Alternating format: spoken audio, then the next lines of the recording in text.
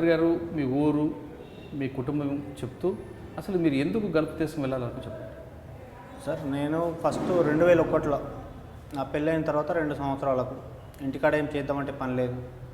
నేను SSC pass అయినా sir. Police ఇంటర్వ్యూకి వెళ్ళినా. అక్కడ మనల్ని ఎవ్వడికి ఆంతలేడు, వాళ్ళకు డబ్బు కావాలా. 3 ఇంటర్వ్యూలకు వెళ్ళినా. 3 ఇంటర్వ్యూలకి వెళ్ళి వాపసు పంపించి. ఎవరెవరు ఇంటర్వ్యూలు? బెల్లంపల్లికి వెళ్ళినా, ఆదిలాబాద్కి వెళ్ళినా, ఇంకొకటి వేరే అతను నిర్మల్ ఒక ఎస్ఐ ఉండే, రిటైర్డ్ ఎస్ఐ. నేను వస్తాను వెళ్ళంటే ఇంకొకటి వెళ్ళినాం. 3 ఇంటర్వ్యూలకు వెళ్ళినా. 3 ఇంటర్వ్యూలు ఏ పోస్ట్ కోసం? ఈ కానిస్టేబుల్ కొరకు సార్. వెళ్తే అక్కడ మాకేది కాలేదు. కాకపోతే తర్వాత ఊళ్ళో గల్పుకి వెళ్తే బాగుంటుంది రా అట్లా ఇట్లా అంటే నేను ఊళ్ళో ఎలక్ట్రీషియన్ పని చేస్తుంటే, ఎలక్ట్రీషియన్లో పోదామంటే ఏజెంట్ అనమంటే ఎలక్ట్రీషియన్ బాగుంటుంది, జీతం మరీ తక్కువ ఉంటుంది, నువ్వు కార్పెంటర్ మీద పో. ఫస్ట్ లేబర్ మీద నేను మలేసియా పోయినా సార్. మలేసియాలో 3 సంవత్సరాలు ఉన్నా. 3 సంవత్సరాల్లో నేను అక్కడ లీడ్ మ్యాన్ అంటే గ్రూప్కు లీడ్ మ్యాన్గా చేసిన తర్వాత వాళ్ళు జీతం ఎంత ఇచ్చారు నాకు? 630 రింగిట్స్.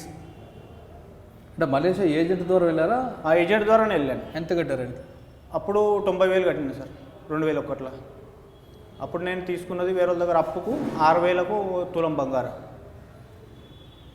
15 తులాల బంగారం తీసుకున్నా సార్.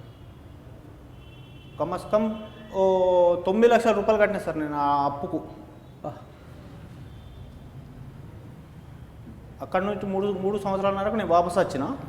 వాపస్ వచ్చిన తర్వాత మళ్ళీ జేఎన్పి కంపెనీలోకి వెళ్ళిన, సౌదీ. ఆ తులానికి తులంన్నర వడ్డీ ఆ అప్పుకు. అవన్నీ అంటే నేను ఒక 9 లక్షల రూపాయలు అప్పు కట్టినా సార్.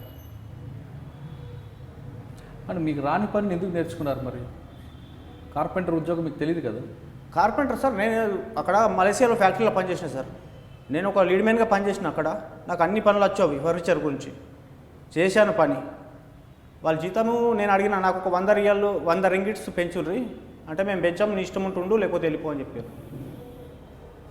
వాళ్ళు ఎగ్జిట్ కొట్టుకు వచ్చి ఇచ్చారు. వెళ్ళొచ్చినాం, ఇండియాకి వెళ్ళొచ్చి మళ్ళీ తర్వాత ఇక్కడ కార్పెంటర్ మీద ఇక్కడ సౌదీలో ఈ ఖత్తర్కి వెళ్ళినా సార్. జేఎన్పి కంపెనీలకు కార్పెంటర్ మీద చేసిన. అక్కడ నాకు వచ్చి కార్పెంటర్ పని అక్కడ చేసిన కదా, కార్పెంటర్ పని వచ్చి చేసిన. ఇక్కడ వచ్చి కంపెనీలో ఈ అప్పు కట్టేసిన సార్, 9 లక్షల రూపాయలు అప్పు కట్టేసిన. ఇప్పుడు కొద్దిగా మంచిగా అవుతున్నా, కొద్దిగా ఇల్లు కట్టుకున్నా సార్, భూమి అయింది, మంచిగా అవుతున్నానికి కంపెనీ మొత్తం అదైపోయింది సార్.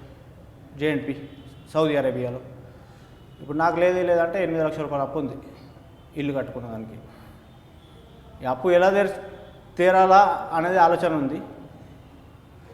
అదే గవర్నమెంట్ తరపున ఏదన్నా లోన్ ఇస్తే, ఏదో పోల్ట్రీ ఫాము లేకపోతే ఏదో పశువులది కేంద్రం అది పెట్టుకొని చేద్దామని అనుకుంటున్నా సార్. అంతకుముందు 9 లక్షల రూపాయలు అప్పు తీర్చారు, ఇప్పుడు మళ్ళీ 8 లక్షల రూపాయలు అప్పు వచ్చిందా? అప్పు వచ్చింది సార్. ఇల్లు కట్టుకున్నారు సార్. 16 లక్షలు అయింది ఇల్లు కట్టుకుంటే. నా దగ్గర 10 లక్షలు ఉండే కట్టుకుంటే, మళ్ళీ ఇప్పుడు 8 లక్షలు అయింది అప్పు. అంటే కంపెనీ ఉంటుందని అప్పు చేశారు? ఉంటుందని చేసిన సార్. లేకపోతే నేను అవి కూడా పెట్టి ఇల్లు కట్టకపోతుంటే, కంపెనీ ఉంటుంది కదా మనకు బాగుంటుంది కదా అని చేసిన. ఇప్పుడు అప్పు వాళ్ళు అడుగుతున్నారా డబ్బులు? అడుగుతారు సార్ డబ్బులు. వాళ్ళ డబ్బులు వాళ్ళు అడుగుతారు కదా సార్.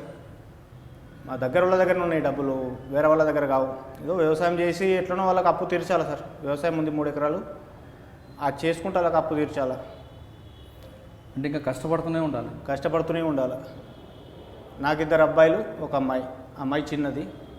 ఒక బాబు ఇంటర్ చదువుతుండు, ఒక బాబు 6th గురుకులాల్లో చదువుతుండు సార్, గురుకులం ముద్దోలు.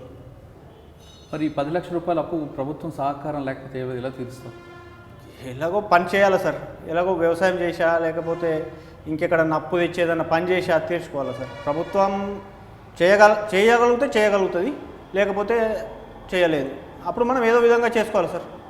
కానీ అప్పు మీకు ఇవ్వాల్సిన కంపెనీ మన దేశం కాదు కదా? కాదు సార్. వాళ్ళు జేఎన్పి కంపెనీ అంటే వాళ్ళది సైప్రస్, లైసెన్స్ ఇంగ్లాండ్లో ఉంది, వాడు పనిచేసాడు సౌదీలో. 3 దేశాల ఎంబెసీలతోటి అది కాంట్రాక్ట్ అయింది సార్.